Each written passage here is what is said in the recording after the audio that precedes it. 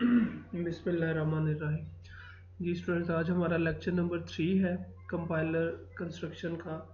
और प्रीवियसली हमने स्कैनर को देखा था कि स्कैनर की वर्किंग को देखा था, और उसके बाद मैंने आपको एक डेरिवेशन दिखाई थी जो कि पार्सर से रिलेटेड थी, जिसमें मैंने आपको कुछ कॉन्टेक्स्ट फ्री ग्रामर्स के रिलेटेड बताया था कि CFG को कंपाइलर कैसे यूज़ करता है। ठीक है, यानी हमने स्टार्ट में ये देखा कि हम स्कैनर को एक सोर्स कोड देते हैं, स्कैनर उस सोर्स कोड को क्या करता है, टोकन्स में कन्वर्ट करता है, और वो टोकन्स जो है वो आगे किसको मिल जाते हैं, पार्सर को।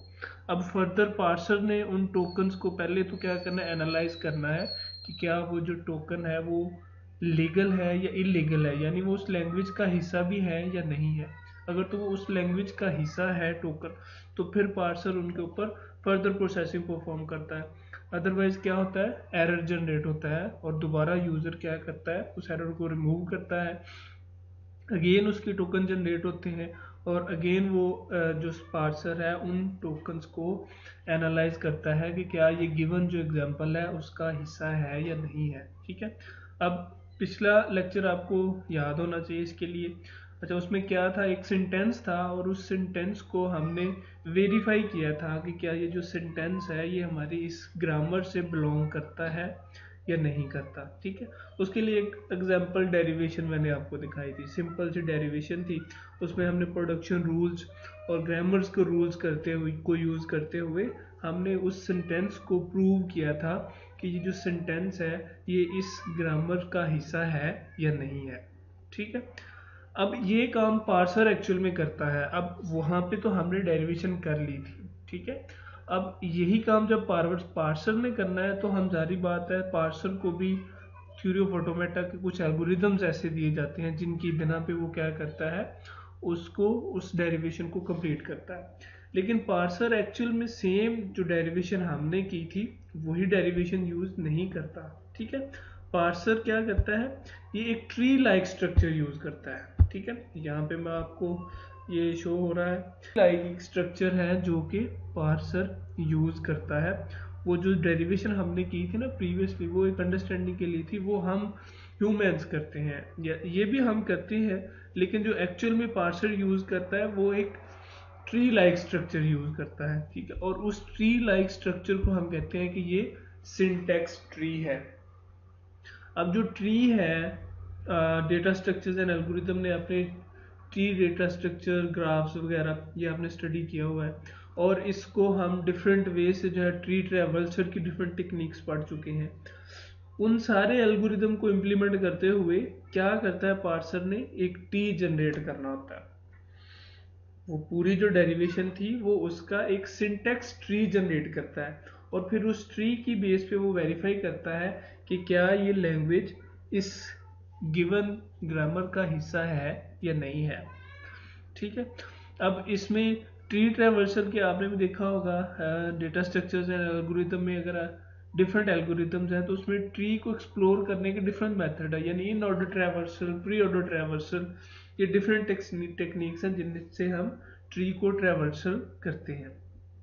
तो यहाँ पे जो पार्सर ट्री यूज करता है इसको हम कहते हैं सिंटैक्स ट्री।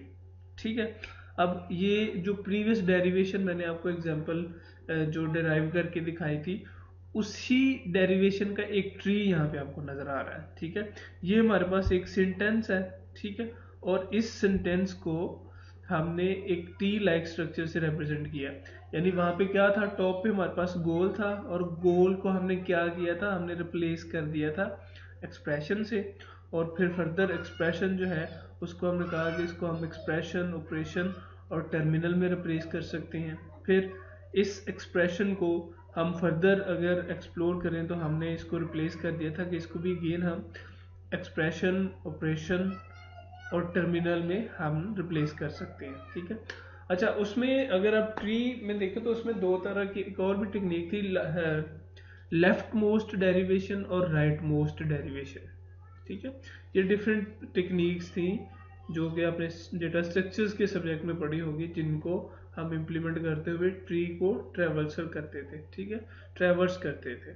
अच्छा, यहाँ पे फिर जो टर्म थी या टर्मिनल था, इसको हमने IDX एक्स से रिप्लेस कर दिया, ऑपरेशन को हमने फिर प्लस से रिप्लेस कर दिया, और टर्मिनल को हमने अगेन वहाँ पे नंबर आ रहा है हमारे पास तो उससे रिप्लेस कर दिया। देन ऑपरेशन में हमारे पास माइनस का साइन है तो ये हमने माइनस से रिप्लेस कर दिया, और यहाँ पे अगेन टर्मिनल हमारे पास y है। ठीक है, तो ये एक सिंटैक्स ट्री जनरेट करता है पार्सर। ठीक है, फर्दर जो है इस पे प्रोसेसिंग के लिए। ठीक हो गया। अब ये जो पार्स ट्री है इस पे ये अभी कंप्लीट नहीं है, इस पे फर्दर प्रोसेसिंग परफॉर्म की जाती है, और फिर जाके हमारे पास फाइनल ट्री लाइक एक स्ट्रक्चर आती है जो कि हम आगे इंटरमीडिएट रिप्रेजेंटेशन के लिए यूज करते हैं। अच्छा, अब यहाँ पे बात हो रही है कि जो हमारे पास अब्स्ट्रैक्ट सिंटैक्स ट्री है, अगर हम इसकी प्रॉपर्टीज की बात करें तो इसमें कुछ चीज़ें जो है वो रिडंडेंट है, यानी एक्स्ट्रा इन्फॉर्मेशन है जिसकी हमें ज़रूरत नहीं है। तो पार्सर भी क्या करता है, उस इंफॉर्मेशन को रिमूव कर देता है। यानी कि the parse tree contains a lot of unneeded information. अब यहाँ पे एक वर्ड यूज हुआ है पार्स ट्री। ये जो ट्री लाइक स्ट्रक्चर है या सिंटेक्स ट्री है इसको पार्स ट्री भी कहते हैं, यानी वो ट्री जो पार्सर यूज करता है उसको पार्स ट्री भी कहते हैं।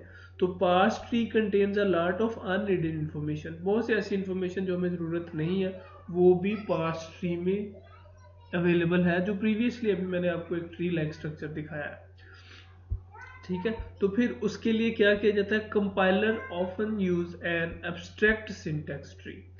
यानी फिर कंपाइलर क्या करता है कि वो अननीडेड इंफॉर्मेशन को रिमूव कर देता है, और रिमूव करने के बाद जो उसके पास अब ट्री लाइक स्ट्रक्चर आती है उसको हम कहते हैं AST या फिर एब्स्ट्रैक्ट सिंटैक्स ट्री।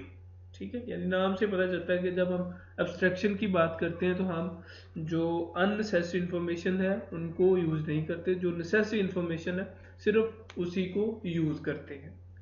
ठीक है, अब जो हमारे पास टोकन जनरेट हुए थे उनमें से कुछ टर्मिनल थे और कुछ नॉन टर्मिनल थे। अगर आपको याद हो तो हमने वहां पे बात की थी कि यहाँ पे कुछ टर्मिनल है हमारे पास और कुछ नॉन टर्मिनल है। अब ये अब्स्ट्रैक्ट ट्री, जो अब्स्ट्रैक्ट सिंटैक्स ट्री है, ये किस तरह का नजर आता है, यानी इसमें अननीडेड इंफॉर्मेशन को रिमूव कर दिया जाता है। अब वो अननीडेड इंफॉर्मेशन कौन सी है उसको देख ले जरा, कि इसमें किया जाता है जो प्रीवियस मैंने आपको ट्री दिखाया, अगर उसमें देखें तो उसमें हमारे पास टर्मिनल और नॉन टर्मिनल भी है, ऊपर इंफॉर्मेशन भी है। तो अब्स्ट्रैक्ट सिंटैक्स ट्री में हम क्या करते हैं, हम सभी जो नॉन टर्मिनल सिंबल्स हैं उनको रिमूव कर देते हैं। ठीक है, और सिर्फ यहाँ पे हम यानी IDX और उसके बाद हमने ऑपरेशन के लिए जो टर्मिनल सिंबल है प्लस अगेन हमारे पास नेगेटिव का सिंबल है और उसके बाद IDY है। यानी वो जो प्रीवियस हम डेरिवेशन में इंफॉर्मेशन यूज कर रहे थे, एक्सप्रेशन, गोल, हमें उसकी जरूरत इसमें पार्स कंपाइलर को नहीं होती। तो कंपाइलर क्या करता है, उस अननीडेड इंफॉर्मेशन को रिमूव कर देता है। क्योंकि अगर इसको भी आप देखें तो आप तो इस डेरिवेशन से भी वेरीफाई कर सकते हैं कि ये जो आपकी जो रिजल्ट है वो जनरेट हो सकता है, यानी IDX प्लस नंबर 2 है और उसके बाद IDY है, यानी अगेन हमारे पास वो सेंटेंस जिसको हम प्रूव करना चाह रहे थे वो हमारे पास बन जाता है। ठीक है, अब ये प्रीवियस जो हमारे पास ट्री था उससे बहुत ज़्यादा कंसाइज है, this is much more concise. यानी ये जो स्ट्रक्चर हमारे पास अब्स्ट्रैक्ट सिंटैक्स ट्रीज की फॉर्म में आती है ये ज़्यादा कंसाइज है। तो कंपाइलर क्या करता है, इसी स्ट्रक्चर को यूज करता है फर्दर प्रोसेसिंग के लिए। ठीक है, अच्छा जी, अब इसके बाद अब इस एब्स्ट्रैक्ट सिंटैक्स ट्री जो है ये जो हमारे पास ग्रामेटिकल स्ट्रक्चर है सेंटेंस की, जो हम वेरीफाई कर सकते हैं कि इस ग्रामर का जो है वो पार्ट है या नहीं ये सेंटेंस, उसको बड़े कंसाइजली तरीके से क्या करता है, हमें डिस्प्ले करवा देता है विदाउट किसी भी डिटेल को डेरिवेशन करने के बिना ही। यानी हमें फर्दर इसकी डेरिवेशन करने के बिना ही हमें क्या होता है, ये समराइज फॉर्म में एक ग्रामेटिकल स्ट्रक्चर दे देता है जो गिवन सेंटेंस होता है जो हम टोकन से आगे जनरेट करते हैं। अब यहाँ पे क्वेश्चन ये हो सकता है कि ये जो सारा काम हमने किया, यानी पहले हमने बात की कि ये सिंटैक्स ट्री जनरेट करता है, फिर सिंटैक्स ट्री के बाद हमने कहा कि ये इसमें कुछ अननीडेड इंफॉर्मेशन है कंपाइलर वो इंफॉर्मेशन कैसे रिमूव करता है। ठीक है, अब ये सारी चीज़ें करने के लिए दो हमें एक एल्गोरिदम जो है इसके बैक एंड पे हम रन कर रहे होते हैं। डिफरेंट ऐसी चीज़ें होती हैं जिनको यूज़ करते हुए हम क्या करते हैं, इसको कंसाइज करते हैं, यानी इस फॉर्म में लेके आते हैं। अब यहाँ पे हम बात करेंगे कि हमने इंटरमीडिएट रिप्रेजेंटेशन की बात की थी, तो यहाँ पे जो प्रोसेसिंग के बाद हमारे पास ASTs है, यानी अब्स्ट्रैक्ट सिंटैक्स ट्री है। ये क्या है, ये one kind of intermediate representation, यही हमारा IR है, यही हमारी इंटरमीडिएट रिप्रेजेंटेशन है जो हम बैक एंड को देते हैं, और बैक एंड फिर उससे आगे मशीन कोड जनरेट करता है। ठीक है, यानी ये वाला जो अभी ट्री लाइक स्ट्रक्चर आपने देखा है, यही ट्री लाइक स्ट्रक्चर ये जो आपको नजर आ रहा है, इसी तरह का जो हमारा सेंटेंस है इस फॉर्म में जो आगे जो पार्सर है इसको आगे जो प्रोवाइड करता है इंटरमीडिएट रिप्रेजेंटेशन, तो इसी स्ट्रक्चर को हम कहते हैं अब्स्ट्रैक्ट सिंटैक्स ट्री को ही हम कहते हैं कि ये हमारे पास इंटरमीडिएट रिप्रेजेंटेशन है। ठीक है, अब फर्दर जो है आगे बैकएंड का काम शुरू हो जाता है कि जब हम बैकएंड की बात करते हैं तो फिर बैकएंड इस जो अभी ट्री लाइक स्ट्रक्चर हमारे पास आ गया है, इस ट्री लाइक स्ट्रक्चर को कैसे आगे मशीन कोड में कन्वर्ट करता है, उसकी भी फर्दर स्टेजेस हैं। जैसे अभी हमने फ्रंट एंड की स्टेजेस देखी थी, तो उसको फिर नेक्स्ट हम इंशाल्लाह ये देखेंगे कि अब जो बैक एंड है उसका क्या काम है, वो अपनी फंक्शनैलिटी कैसे परफॉर्म करता है इस एब्स्ट्रैक्ट सिंटैक्स ट्रीज के ऊपर।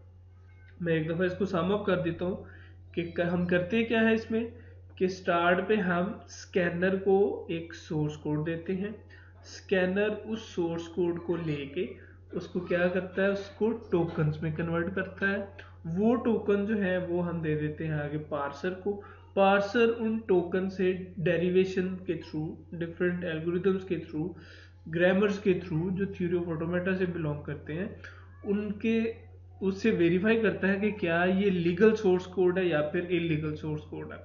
अगर तो लीगल सोर्स कोड है तो फिर वो क्या करता है, उस लीगल सोर्स कोड का एक अब्स्ट्रैक्ट ट्री जनरेट करता है, यानी अब्स्ट्रैक्ट सिंटैक्स ट्री जनरेट करता है, और वो एब्स्ट्रैक्ट सिंटैक्स ट्रीज को ही हम कहते हैं कि ये इंटरमीडिएट रिप्रेजेंटेशन है। अब वो इंटरमीडिएट रिप्रेजेंटेशन जो है वो बैक एंड के पास चली जाती है, फिर आगे बैक एंड की प्रोसेसिंग स्टार्ट हो जाती है।